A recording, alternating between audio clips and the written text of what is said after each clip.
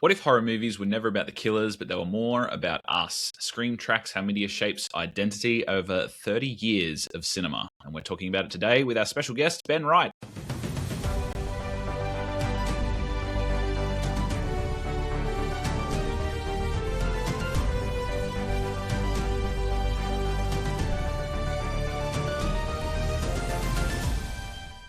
Hey everybody, it is Aaron here from the Fandom Portals podcast, and I am joined by Ben Wright, who is a seasoned guest on the Fandom Portals podcast. We were saying before he is back for the sequel. How are you today? I'm good, thank you. Thank you for having me back again. I'm excited to talk about this because it is only, I think it's 5 days at the moment of recording away from the new Scream movie being released. So that's why I'm, excited to be talking about it. Yeah, exactly right. And thank you so much for suggesting the topic. And we were saying before we recorded how I'm a little bit of a wuss when it comes to horror movies, and it's no secret to everybody that listens to the podcast that these are usually not my go-to sort of movies. But you reached out and wanted to have a chat for Scream 7 that's coming out, and we naturally just said let's make a show of it, and I started to watch 1, 2, 3, and so in terms of the Scream movies as well, I found that usually I would blanket and say that I'm not really a horror fan, but I've found that 90s horror is kind of my jam, and more like the later 2000s and 2010 sort of horror for me is a little bit more bleak, and that's the kind of horror that I don't really like. So I've found elements within the genre that I'm comfortable with, so to speak. Where do you sit on the horror sort of scale, Ben, in terms of your usual viewing? Is it a favorite genre? Is it a cozy sort of watch? Where do you sit? Well, it's definitely a cozy watch because I guess I'm one of those freaks that likes to put on some freaky stuff and then drift off to sleep. In fact, I was telling some of my friends the other day that sometimes if I can't get to sleep, I will YouTube sleep music for villains because I want something a bit darker because I don't want all this nice airy fairy stuff. But where I sit on horror, I think maybe when I was growing up, there were a few people who were obsessed with the core three of Michael Myers and Freddy and Jason. And they never really vibed with me quite so much. And I think it was that 90s horror that really hit the right time for me. Maybe they were kids that sort of had parents that got them to watch those films when they were younger, and that's why they were close to their heart, whereas I was the one who was introduced to horror in that 90s era. So I think just like you, I think the 90s era kind of hits for me. But also the movies that have come, this elevated horror that they describe it as now, and things like the Babadook and It Follows, and a lot of deconstructions of grief seems to be a big trend of the recent horror, and so I do like the fact that horror offers many layers that you can work through.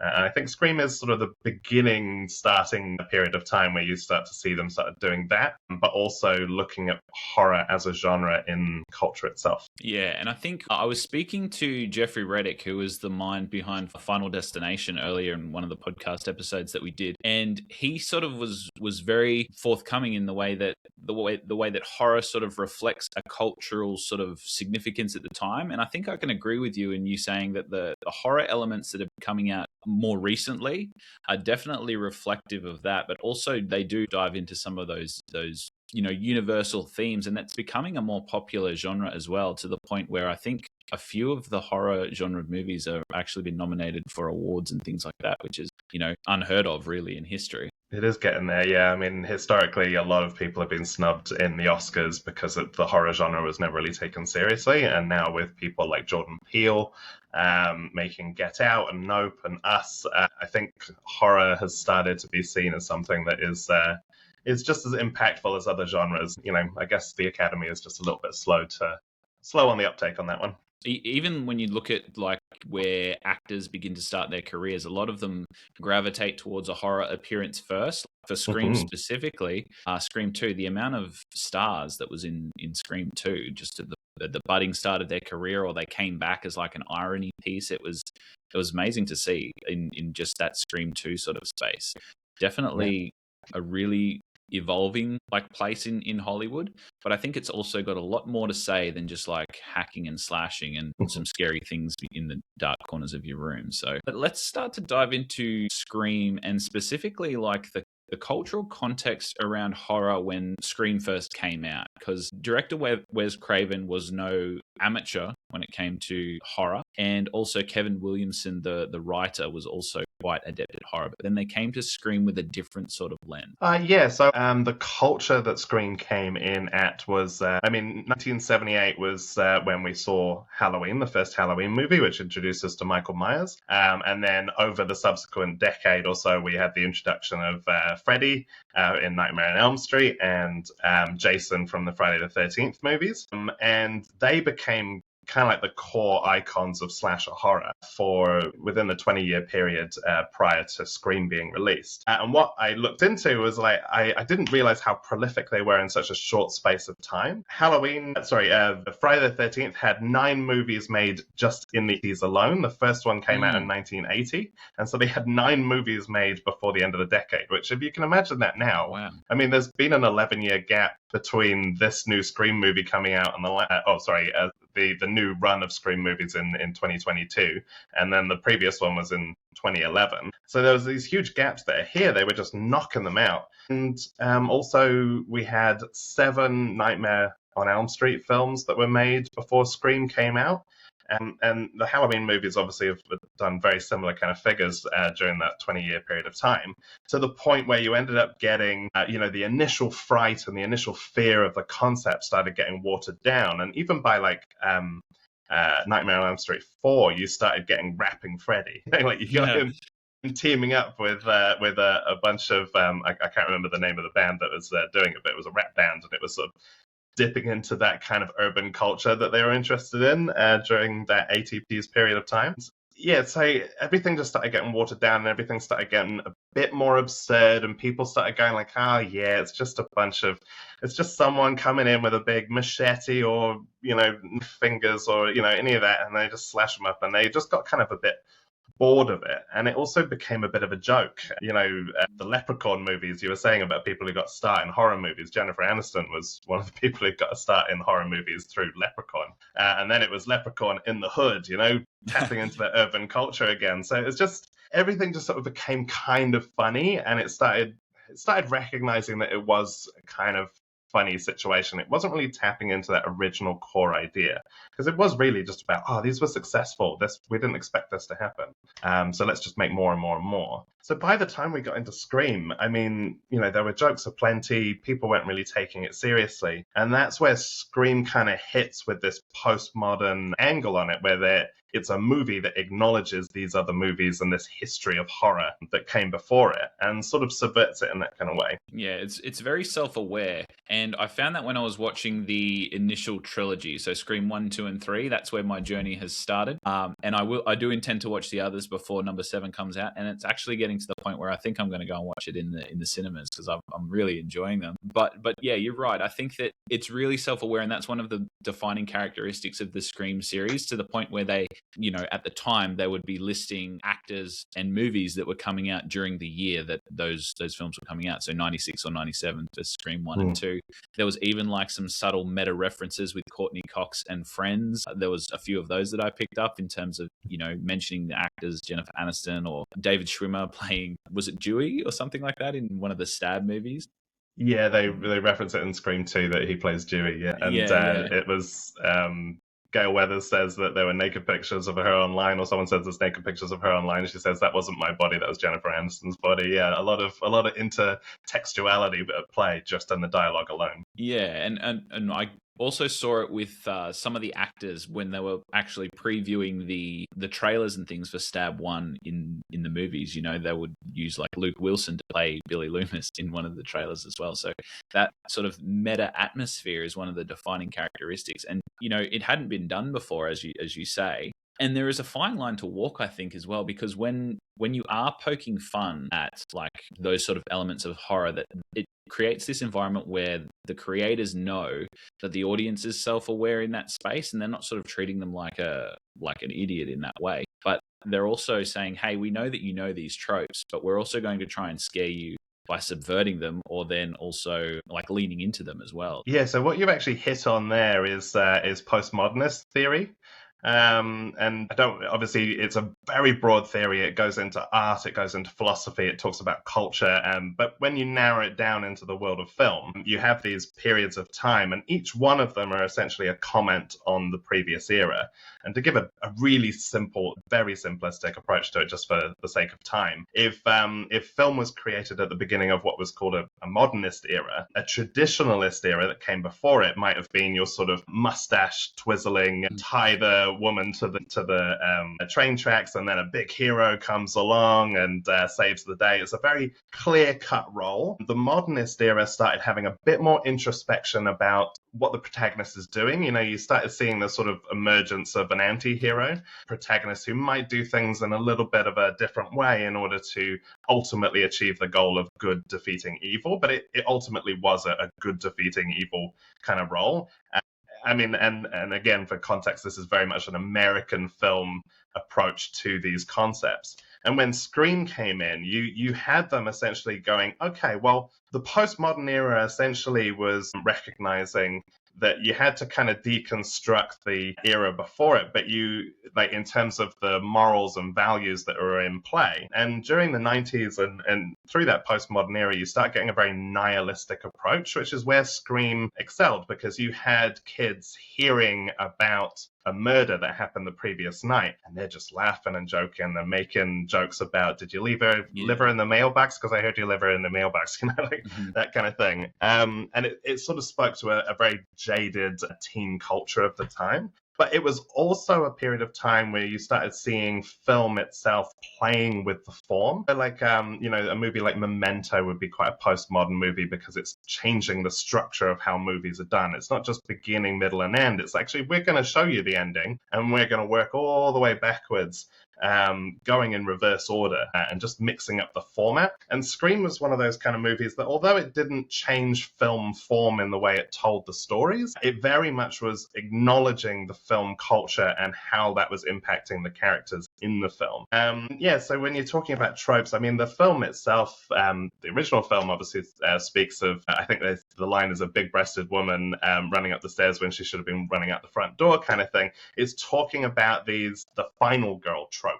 The final girl trope very much came from Jamie Lee Curtis in Halloween, and that's sort of sparked the concept. And then you see it in a variety of films of just the last survivor, and it was normally a girl, because I mean, you can go back and look at the weird combination of appealing to teen culture while also shaming them for their sexual activity. Like, you could talk for days about that kind of thing, and that's another one of the tropes which is actually brought up in the first film, where Billy is trying to get Sydney into bed, and as a marker of watching a horror film, you're like, oh no, this means Sydney might get killed. And Randy, the film nerd in the film, even makes comment of it. It's like, you cannot sleep with anyone, you can't lose your virginity, because that means you're going to be the next target. And it is this like role of tropes that they play around with in the Scream franchise, less so as the movies have gone on, and I think that's a more complicated topic to talk about in that sense. But for the time in the 90s,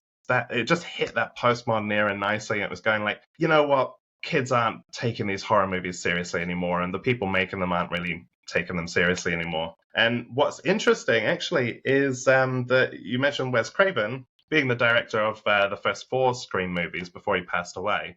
He actually made a Nightmare on Elm Street, which was called New Nightmare.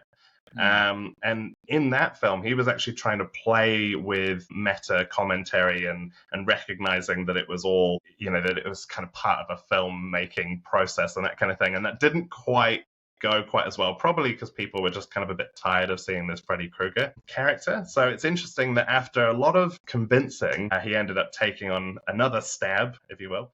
Yeah. As a meta commentary, and that's where Kevin Williamson came in, because actually you said that he was adept at horror. He wasn't. He hadn't proved himself at this point. He wrote the film in about 3 days, from what I remember correctly. He wrote it over a weekend because he needed to pay his rent. He was 3 months behind in his rent, and he just needed to go away to a nice isolated place and really knock out the script. And he just started just looking at the kind of world, how culture had kind of moved on from where these horror movies had begun, and was like, okay, well, maybe we can play around with it and see how to make some kind of fresh new thing. And I mean, the other angle of it is obviously these horror movies in culture itself that was saying, oh well, these movies, they're influencing children to do violent negative acts. And I believe what really cements Scream as a postmodern film is, as opposed to the era that we're in now, which I can sort of show you the contrast of, is the line that Stewie says at the end of the first Scream film, which is, no, Sid, don't you blame the movies. Movies don't create psychos. Movies make psychos more creative. And it was a commentary of just going, no, fuck you. Don't blame the movies. Like, there are psychos out there, and if they want to emulate movies, that's just because they're already psychos, kind of thing. And and that was really them reflecting upon culture. What we've actually moved into now is a meta-modern era. It's a flowing term, but it seems to be the term that has risen to the top because we're kind of in the era and we're trying to interpret it as it happens instead of looking at it in hindsight. And now we're in an era where films are actually thinking about how film itself is impacting culture. So in that kind of contrast, you've got movies like The Fabelmans, which essentially is like an autobiography, semi-autobiography of Steven Spielberg. You've got Babylon. You've got a bunch of movies that are recognizing film's influence in the world of culture, or the culture that we have now. But that's why Scream is a postmodern movie, because it's saying, no, we're not going to be self-reflective. We think you're wrong, and we're going to make a comment about that, directly answering the kind of book that was being had in government around that kind of time. Yeah, and I think in terms of that culture that we're talking about, it goes on to like my most valuable takeaway for this movie, where we talk about how media does evolve over time, but our identity to that media also can change because of the film, but the film can be a reflection of that as well. But I think the important thing is that we sort of question that relationship and the stories that are being told and how it's shaping us or strengthening us. And in terms of this Scream franchise, you're right, because each one that I watched, 1, 2, and 3, you could tell that there was a definite focus or a message, I'll put in quotes, that they were trying to portray to the target audience. Like you said, the first one being that movies create sort of violent people. And then I feel like in number 2, they kind of doubled down on the fact that sometimes movies or TV shows in that era in 1997 were monetizing people's trauma, or like it moves into like a new wave of, especially in the third one in that was released in 2000, it's like the actual institution of control around Hollywood. So I feel like those 3 from the ones that I've seen is really reflective or shows like I don't know if it's reflective, but it's definitely like a poignant statement to make in this genre of horror. And I think it really hits that target audience because, as you said, in the early 90s, you have this teenage culture that's sort of starting to move away from the traditional norms. And I just think it really hit them sort of straight in the sweet spot. Yeah, I mean, it's a complicated thing for the Scream. If we're talking about the first 3 films, and I mean, realistically, the first 3 films, it was designed to be a trilogy. One came out not originally, it came out in 1990. They very quickly made a sequel, which came out in 1997, which actually had a lot of trouble during the production because it was in that era where the internet was starting to take form, and so therefore there were actually leaks of the script, all the excitement of it, and then the scripts got leaked, so it actually evolved and the killers actually changed from the initial draft because of that leaked script. Yeah, they made comments about that in number 3 as well, didn't they? Yes. Yeah, they said there's 3 different scripts, and obviously the person has got a hold of the script. So yeah, I think that might have been Wes just feeling a little bit irritated and deciding that it would be kind of fun to put that in there. That was actually a movie. The third movie was one where Kevin had stepped away because Kevin Williamson, who wrote Scream, also wrote I Know What You Did Last Summer. He went on to have a directing debut of Teaching Mrs. Tingle. He had his fingerprints on a lot of 90s culture, including Dawson's Creek, which is kind of a bit timely, obviously, with James Van Der Beek passing away recently. So yeah, he was really embedded in that 90s youth culture. But the third film was impacted by another thing which had happened in the real world. It was released in 2000, so that means they were filming it in that sort of 1999 to 2000 kind of period of time. And in 1999, obviously, there was the Columbine killings. So they had, again, another script disruption because they wanted, the idea was that they were going to, there's some talks of bringing Stu back and there being like a cult of Ghostface and all this kind of stuff. But they had it centered around a sort of school theme. And at that point, it was just, you couldn't do that. So it was interesting because Scream 3 is almost like a maybe not so subtle warning of like all the Weinstein conversation that we had in 2016, because it is about how Hollywood can take in someone young and impressionable and chew them up and spit them out. You know, it was about a woman that became pregnant and had a lot of shame around how she became pregnant because it was probably a sexual assault situation. And then she wanted to go live her normal life and tried to, leave the baby somewhere to be raised separately. And then that's what leads to this person growing up and wanting to get back into her life. And she just wants to keep complete separation from that. And obviously that evolves to the finale for that film. So, yeah, the films themselves ended up being wrapped up in culture in a lot more of, things from real world impacting the film and then the film sort of impacting the real world in different ways, that with the rise of, in film itself, the rise of a teen slasher, kind of like the way Halloween sort of revolutionized the horror genre from being like sort of Psycho and the Birds and Hitchcock kind of things, and then moving into a youthful teen slasher. Scream very much sort of revolutionized that on the film side, but then culture itself was also impacting the way these films were being created. Sydney survives every era of this sort of media evolution that occurs in number 1, number 2, number 3. That's all I've seen so far. But I assume she survives through the rest because I think she appears in number 7 from what I've looked at the cast. But yeah. What do you think she sort of represents in this cultural space? I know that she's very much tied to that final girl representation, but she goes through a little bit of a journey through 1, 2, and 3 in terms of the way she reacts to the situation that she has been a part of through those movies as well. So Sydney's got an interesting kind of relationship with an audience.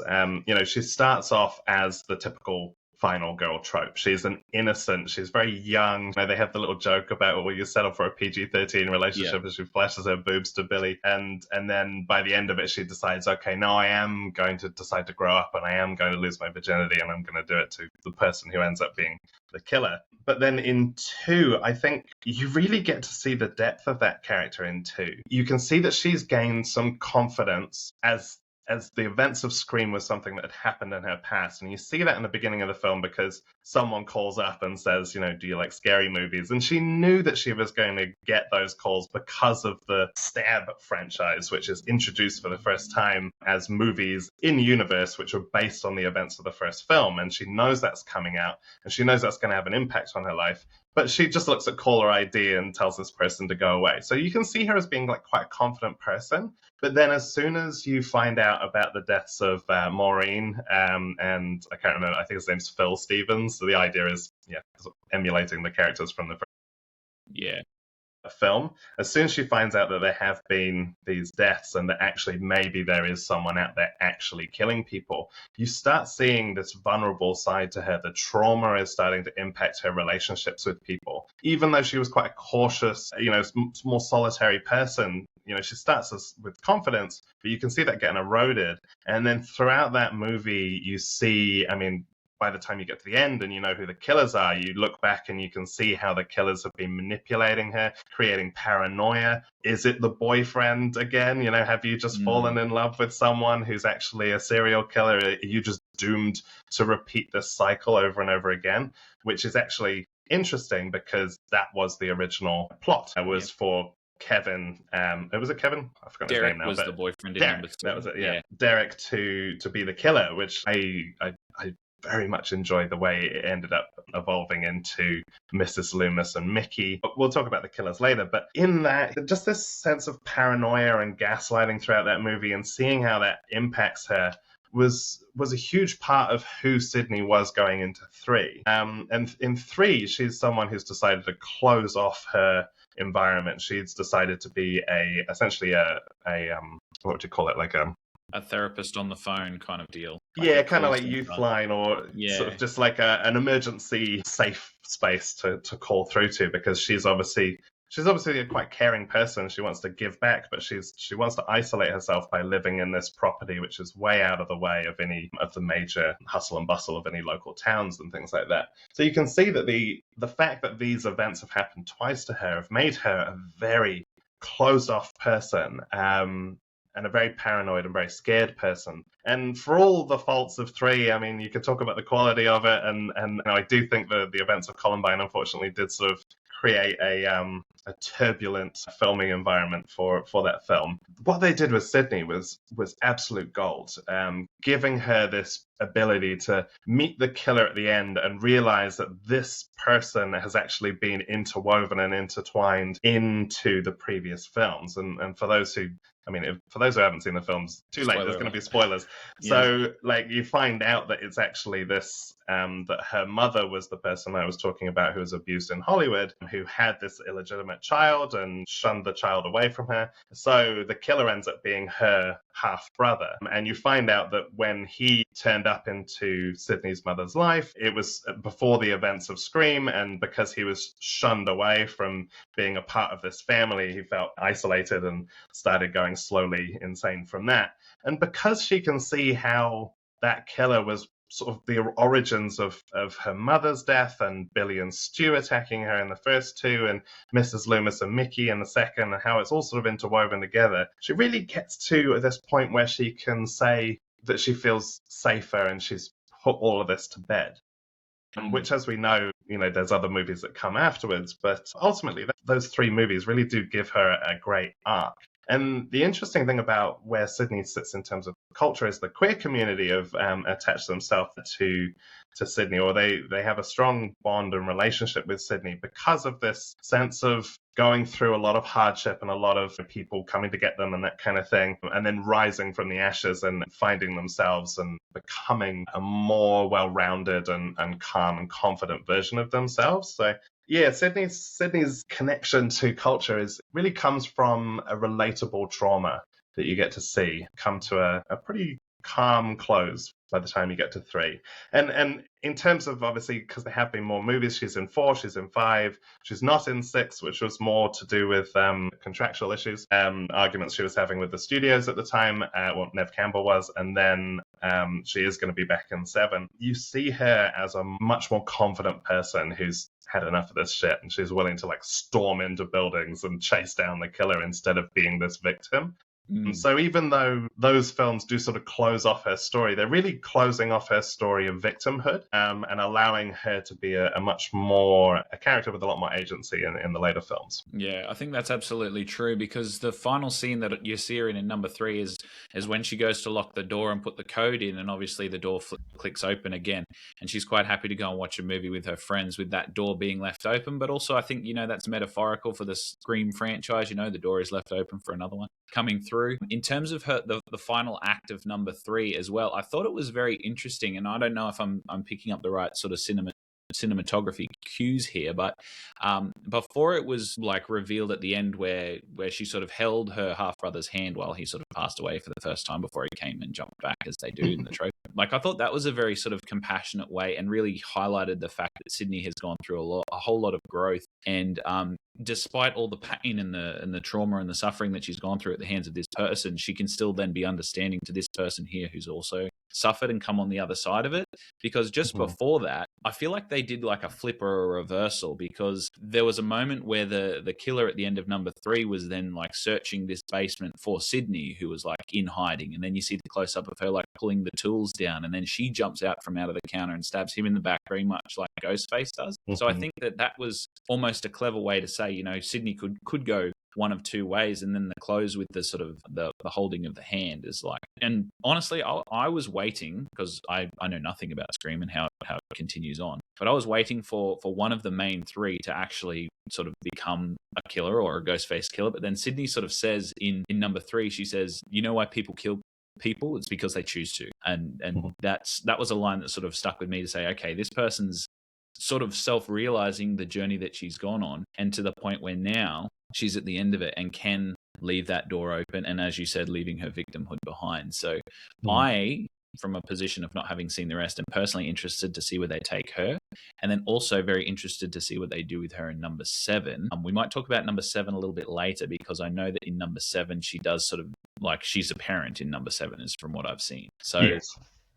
before we go on to talk about number 7, I want to highlight obviously the star of the franchise, other than Sydney, is Ghostface. So Ghostface's very iconic mask. Even having not seen Scream, I knew that mask was from Scream. But I think it does a very important thing where, for a franchise, and through talking about Final Destination, one thing that they didn't have in Final Destination was like a marketable killer to sell merchandise for. But obviously this is a very popular like Ghostface, and I feel like what Ghostface represents is important, because it can change in every movie, but it also ties the movies together through a centralized villain. So I feel like that's a very creative space, and it's almost like the same way that they say about superheroes, Spider-Man or Batman could be anybody because it's the symbol that matters. And it's the same thing with Ghostface, and he really represents the cultural problem, you could say. Yeah, the evolution of the motives behind the killers have always been quite a fascinating element of the Scream franchise. But what it actually does is, by having this Ghostface character, you don't have a Freddy Krueger, so you just know who that is, or it's Jason Voorhees it could be anyone, which means that the movies become a bit of a murder mystery, a bit of a whodunit kind of situation, which is not something that you had from previous slashers, because you just know who's coming around to kill them. They're more of a why sometimes, especially the first ones is like, well, why is this killer coming after us? But Scream has the why and the who, and it creates that paranoid feeling of like, oh, well, it could be any one of the friend group. That. And because you're constantly picking and trying to guess, and I will say I never guessed a single one. No, I was very bad at it. I don't think I ever do. I've been talking to a lot of Scream fans recently about who the killer in 7's going to be, and ultimately, the more I think about it, the more I don't care, because I kind of want the ingenious level of manipulation that I've seen in some of these films, and I do think that the first 2 are my favorite. I think 2 is definitely my favorite, even over 1, but that's because it has that extra layer of meta to it, and the introduction of like the stab movies and how that influences the world in which they're playing in, and talks directly about tropes.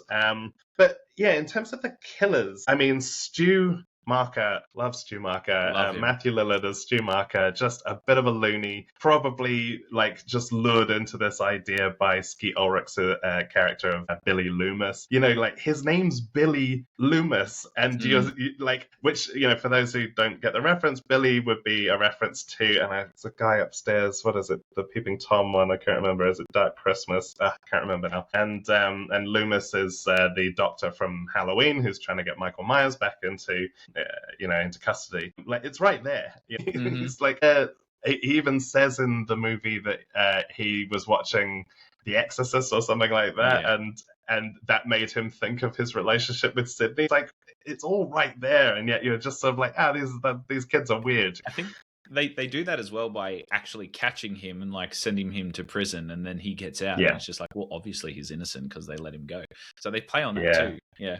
Well, when I watched it with my partner, because I've been giving her a full Scream education recently, because we're going to go and see 7 together, she was surprised by the fact that there were 2 killers as well. And it's fun because the killers are doing things that in movies you'd be sort of like, oh, it's movie magic, like how did Jason manage to get from over there to over here within, like, how did he move that fast? Can he teleport? Like, what's going on? It's this concept of like, are they more than human or more than just these heavy, big creatures? Can they do more? But like, it managed to play with that kind of trope by having more than one killer. So there was killers that were just popping up in different locations. And as you said about audiences becoming smarter as you go along and recognizing these tropes, you're watching Scream and you're just sort of like, oh yeah, well, I guess that's just sort of how horror movies work. And you don't really think about the fact that it actually plays into the fact that there are 2 killers at the end, which has become pretty much a mainstay trope of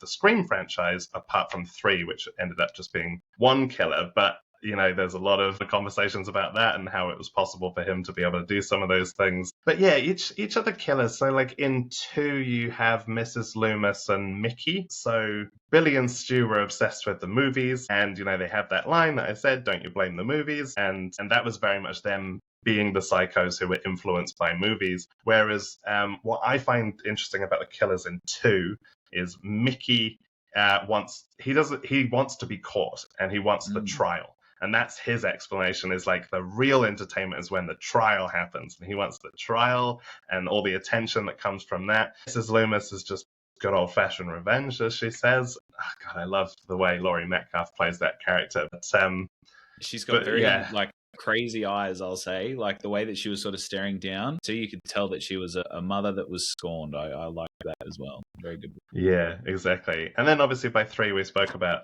the killer of Roman Bridges being Sydney's half-brother. It was a nice way to sort of tie the movies together in this sort of trilogy bow. But then the killers since then they've evolved away from the movies themselves, and it's actually gone into topics of toxic fandom, the money-making machine which waters down these movies. And now we're at the 7th movie.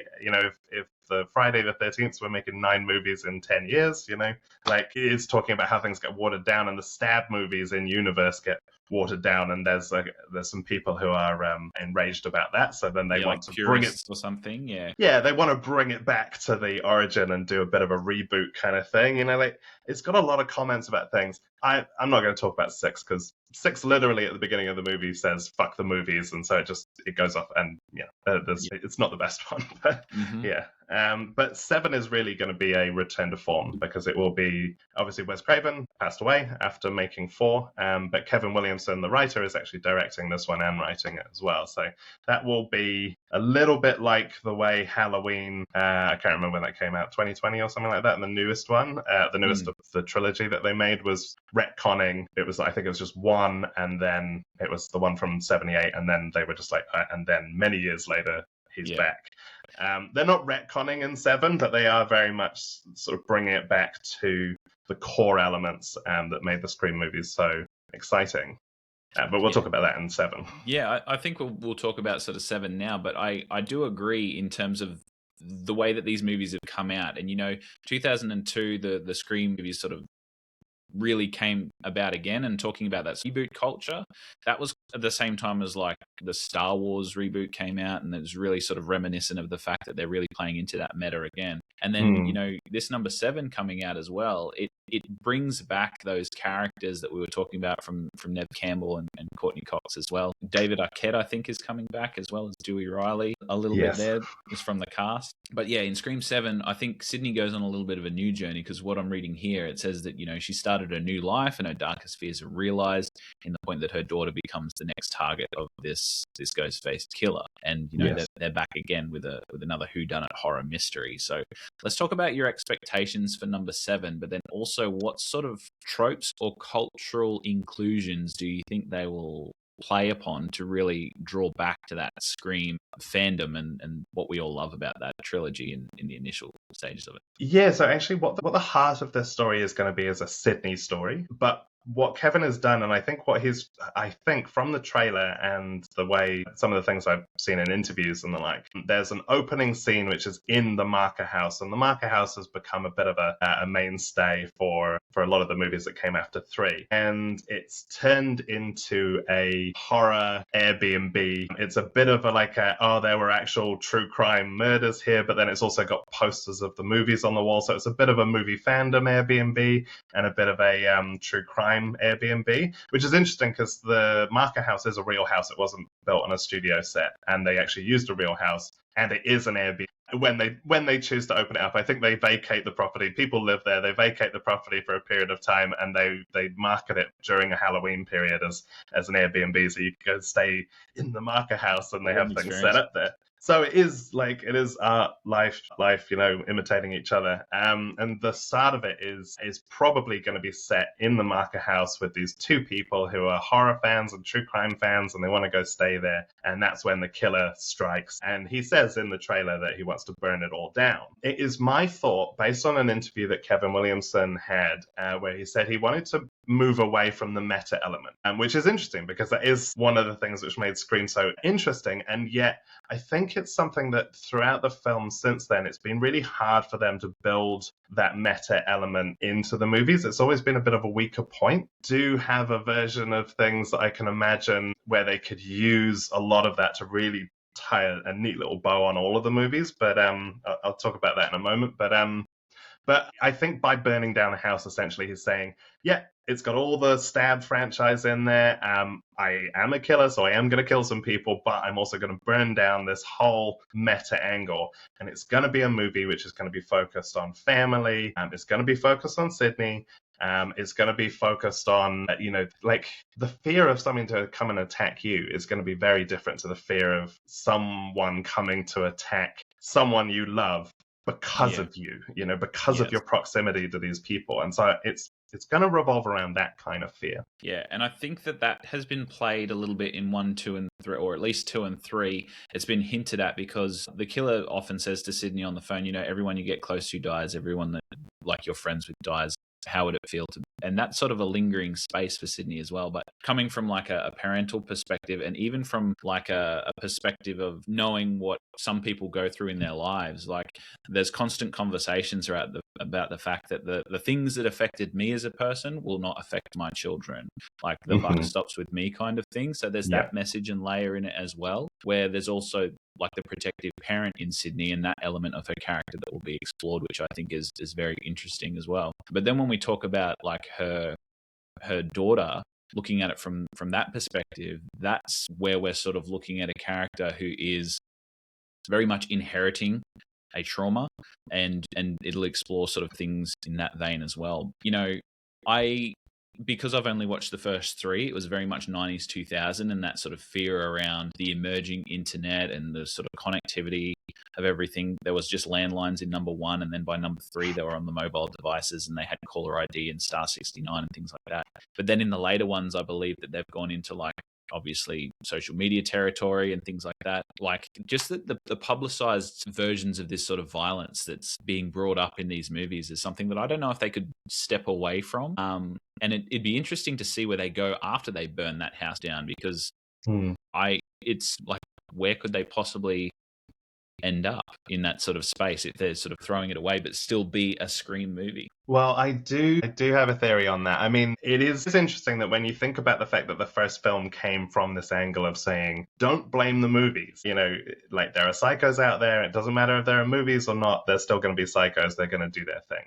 But when you actually look at the progression of the movies, because of the fandom around the movies, which were based on their real events, which was based on Gail's books being written. And it's like this cycle that happens where she writes a book on it and then it gets turned into a movie. And then there's a new psycho that loves, like, you actually kind of can't deny that in the universe of Scream, you might actually have to blame the movies. Or what I think would be fantastic is, I totally understand making 7 a Sydney-focused movie.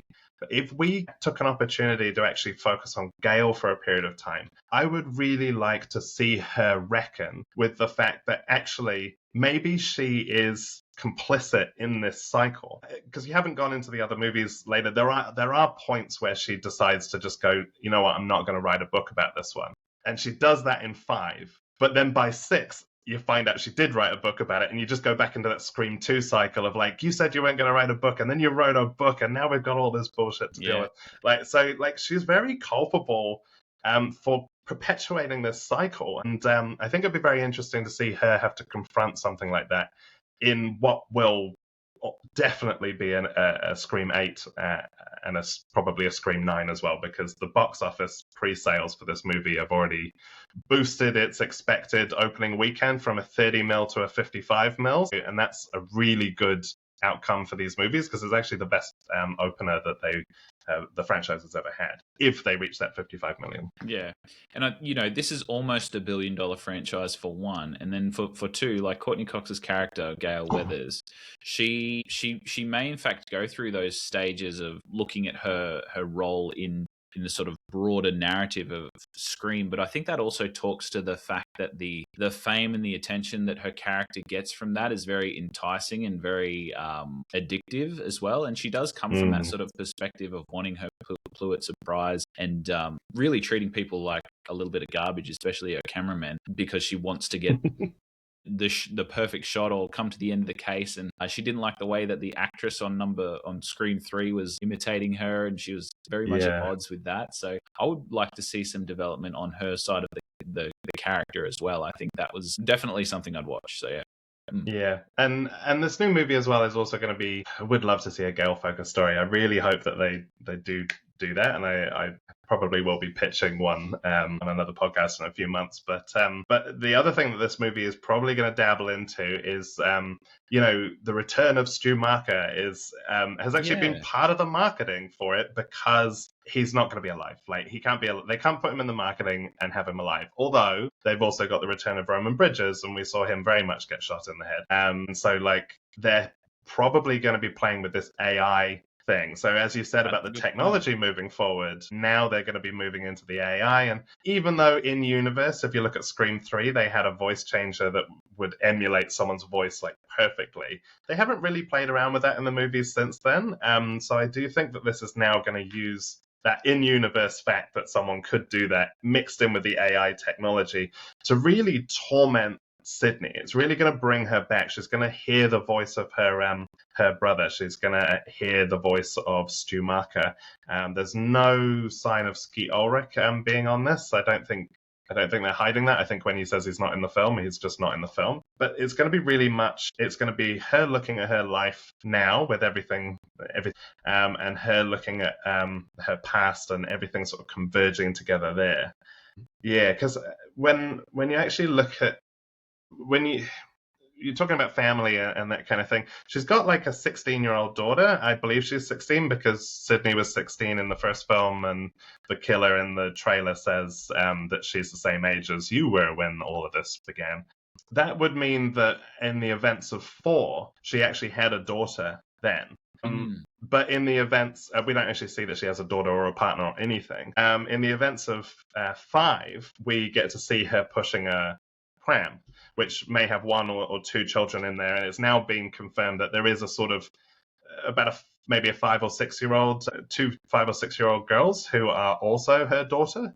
So I wonder if we're going to get to see a moment where, if she had a daughter before the events of 4, and then the events of 4 happened, that brings back this trauma into her life. And then it's another 11 years before the next movie comes out, where she does actually have a couple of very young children, because it would be 2022, so she would have had some babies.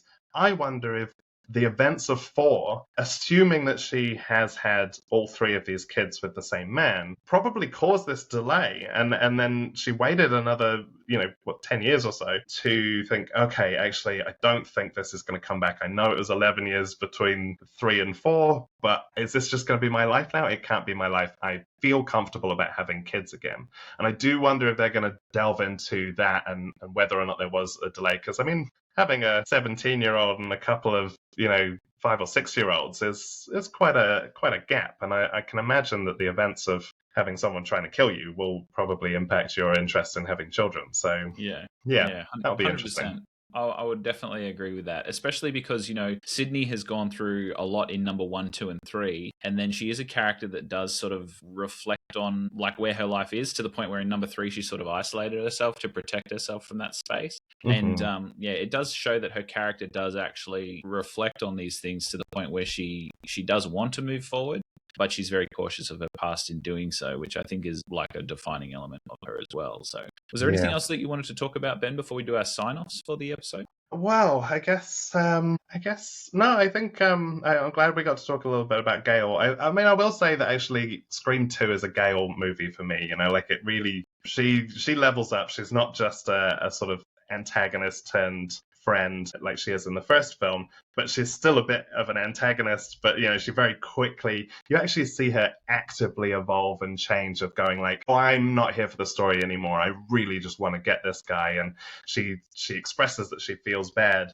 and it is kind of sad to see that she just ends up going back into this loop of being like, okay, I'm a dedicated reporter and I'm here for the story and I can't be emotionally invested, and then being emotionally invested and sort of you know, either helping by the end or just being involved in the final scene or something like that, and then by the next film she's back to cold Gale again. So I do hope that they do show that legacy for her, because we get to see that legacy with Sydney, how the traumas are impacted her, how she's managed to let it go, how it's made her a more proactive person, you know, the kind of empathy that she has for other people, and then how that feeds into having a family. And yet Gail just sort of goes through the cycle of going like, I'm a reporter, I'm a human being, I'm a reporter, I'm a human being. And I want to see more from that. So hopefully this film will give us a hint of something to come that then moves into 8 and maybe 9 if they are going to do a trilogy, and we get to flesh out her world a little bit more. Yeah, she gives me vibes of like avoidant attachment, especially her relationship with Dewey, because you can see through the movie they're like at odds at the start, and then by the end they're sort of hugging on each other, and by the start of the next movie they've been separated for a while, and there's a bit of bad blood between them because of something that Gale or Dewey had done. And that's a cycle that sort of continues as well towards the end. And then at the end of 3, they obviously have that engagement ring here in the book. But then also her relationship with Sydney as well is a little bit like that, because I didn't really feel like they were friends until number 3. Number 3, she was really concerned with Sydney's well-being. And when she saw them, they sort of did that awkward hug dance where she's like, are we two people that do this? And I was like, yes, we are. Or am I going to punch you again? Yeah. Well, that's the thing. They're very adversarial in number 1 and 2. So, and you know, from the very few horror movies that I have seen, I think that's a very different relationship dynamic for the protagonists, the 3 protagonists, because a lot of the times I've found that they're a very close-knit friend group and they're going through this thing together. But yeah, Sydney and Gale come from very different walks of life. And I think that also makes it a little bit interesting to see both of those characters develop in tandem across the trilogy. So, yeah. You mentioned about like you asked me about like how people interact with these characters or how they have had a relationship with its audience.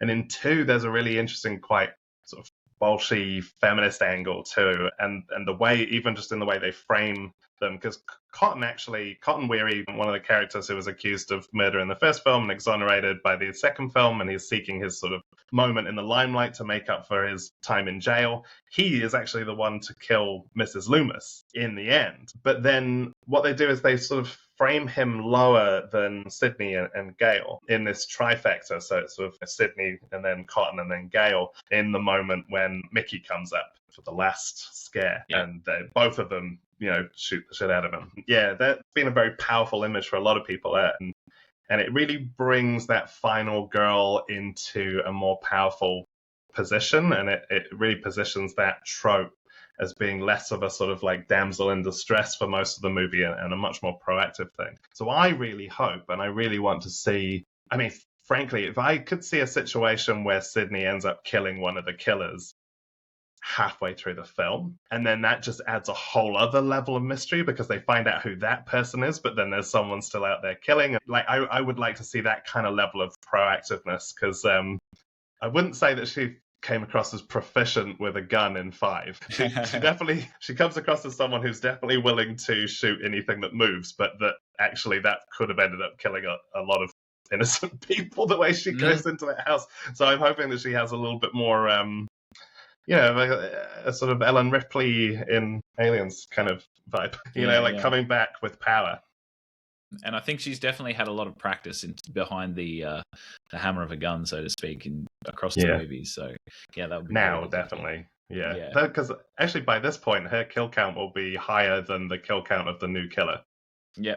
Oh, that's very true. So that's a very good point and a great place to leave it, I think. So Thank you so much, Ben, for joining me on this discussion and for holding my hand as I walked through a horror franchise as great as Scream. So we were talking before about my genre, my sort of niche within the horror genre is definitely horror, and Scream is probably, Ghostface is probably my favorite killer. So did you want to just have a little bit of a plug around like where people can find you, the spaces you occupy on the internet, just if any of the listeners of the Fandom Portals podcast want to hear more from Mr. Ben Wright? Yeah, sure. I mean, it's the same place I was the last episode that I was on. I am just running for my own sheer joy an Instagram page called Hot Takes Film Club. And essentially I will do modern reviews. I will do deep dives into writing 101s and the way films are structured, and maybe deep dives into why some films didn't quite work out and maybe the way that they could have worked out. And then the other thing that I was doing, or the way I advertised it up until the beginning of this year, was I've been trying to watch one film from every country. Now I've realized that actually by avoiding certain countries because they're ones I've already done, I'm actually missing out on a lot of really interesting films to talk about. So I've now lifted that attempt to watch one film from every country, but I am focused on essentially watching a movie from anywhere that isn't America, essentially, and probably avoiding maybe a bit of British, because I am British, so it'd be good to sort of highlight some interesting British movies. And so that's Hot Takes Film Club on Instagram, and I might move that onto some other platforms, but I don't know how I feel about social media at the moment, but so I'll just keep it on Instagram for now. Yeah. All right. So if you want more from Ben Wright, that's where you can find him, guys. Thank you again, Ben, for being a recurring guest on the Fandom Portals podcast now. We've sequeled Mr. Ben. So, if you want to find him, that's where you can. And everybody, thank you, as always, for joining us on the Fandom Portals podcast. Make sure you go out and support local cinemas too and see Scream 7 with as many friends as you can. We want more things coming to the movies, and, that's the way that it happens. So definitely go and do that. All right. This is Aaron signing off. See you later, everybody.